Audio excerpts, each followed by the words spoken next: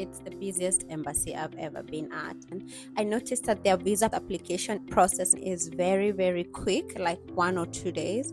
But this is also subject to if you brought every required document. Some people do advise you to just book the actual ticket, but I find this very risky.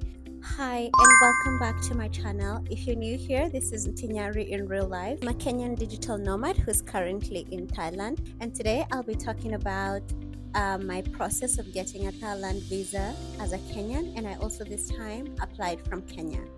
So walking you through my process and how long it took and all the requirements that were necessary for me to get this. So this is my second time getting a Thailand visa. The first time I applied from Malaysia where I was working, so the requirements were a bit easier and even different.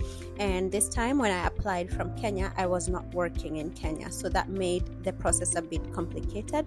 But then I had enrolled or currently enrolled in school, so that made it easier. So basically I'm going to be giving you a very honest experience, all the requirements that you may need if you want to travel from Kenya to Bangkok or Thailand, and what you will require. So let's just get right into it. The sun is hitting so right in this position. I had to find a way to make it work, so I hope I'm making it work. First thing you need is definitely a valid visa. The first thing you need is definitely a valid passport. So a passport that's not gonna expire in the next minimum at least 6 months. So you will need that. Then they have an application form on their website that you need to fill. So you'll put a picture of your passport, like a passport picture, your face. You will attach that, a couple of details about yourself, maybe the next of kin, your phone number, and your current residence in Nairobi. So you'll have to fill that. That's something you can just easily find on their website. It's very well stated there. You have to print this out, and this is one of the things that you'll require during your submission. I noticed that their visa application process is very, very quick, like 1 or 2 days, but this is also subject to if you brought every required document. The next thing that you need is a preliminary booking. Some people do advise you to just book the actual ticket, but I find this very risky because what if they don't give you the visa and you've already booked a ticket? I think the second best option to that is to book a flexi ticket. So in the worst case scenario, you can cancel and get maybe a partial refund or a refund depending on your flexi terms, or you can just book a preliminary ticket. And also your hotel booking, where you're going to be staying. Some sites like booking.com allow you to book for a certain period with free cancellation. So if you're able to get something like this and just have like a preliminary booking, then you would be at a safe position to book your hotel comfortably without having to, quote unquote, waste money.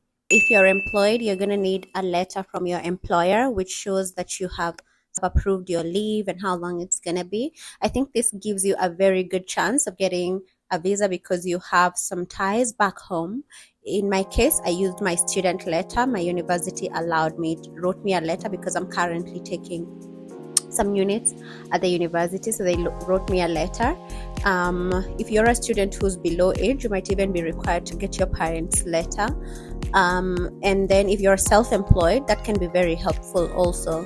The next thing that you need is some money in your bank account. I think they say about 700 USD, but it's safe to have like 1,000 USD depending on the duration that you're applying. So you cannot go and say, oh, I want to go to Thailand for 3 months, and then you have like 1,000. It's not going to be enough. It's like maybe for a week, for 2 weeks, for a month. Given the fact that the checklists keep changing, maybe with time, right? So it's best to counter check what is exactly required from you. The rest of the things are like maybe a copy of your birth certificate, maybe a copy of your passport biodata page. So but it's good to counter check because they put this information and they probably update it. So maybe what the checklist was today is not what exactly the checklist is gonna be, but the basics are those ones. The visa fee in 2025 or 2024 basically is end of 2024.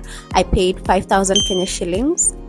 The location of the embassy is somewhere on Dennis Pritt Road. All that information is online on the website. You can confirm on how to get there. Okay, so I was advised to go very early, which I did. I was there by like 7 Una make sure umeenda mapema kabisa, as early as you can. I'd advise you to leave your house, depending on where you stay. Look at me like I know where everybody lives. I'd advise you to be there by at least latest 7:30, because I promise you it's the busiest embassy I've ever been at. So you want to go there early, bring all this. I think I have my checklist that I used maybe like a month or two ago. So if you need that, I'm very happy to share it, and you can use that to make sure that the day that you're going to make your application, you have everything together so that you just submit it. They literally call you in a day or two, but in the moment when you submit, they are able to tell you maybe other documents that are required.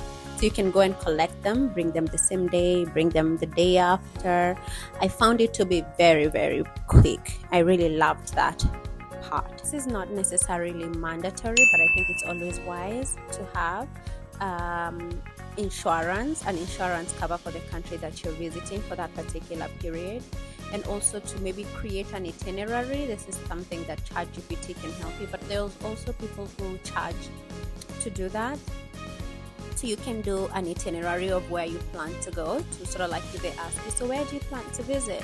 So you kind of like have an idea where you're going to be on the period of your visit. That's about it for the Thailand visa application process for Kenyans. I may have forgot some maybe necessary details, but if you have any questions, please leave them down here. If you need an itinerary or something like this, I'd be very happy to help. And yeah, you get to enjoy. I'm loving Thailand so far. I'm gonna do a separate video on my experience as a Black girl here. I've been here for, this is gonna be 2 months. Yeah, and inshallah it's gonna keep getting better. I'm loving it so much. I love Thai food so much, I cannot explain it. The fruits in Thailand are so yummy. Like even the sweet potato is like honey and sugar sweet potato. No, really, it's like really, really good. And they have these tiny pineapples. They're like the best thing ever. It's very easy to like be unhealthy but also be healthy. They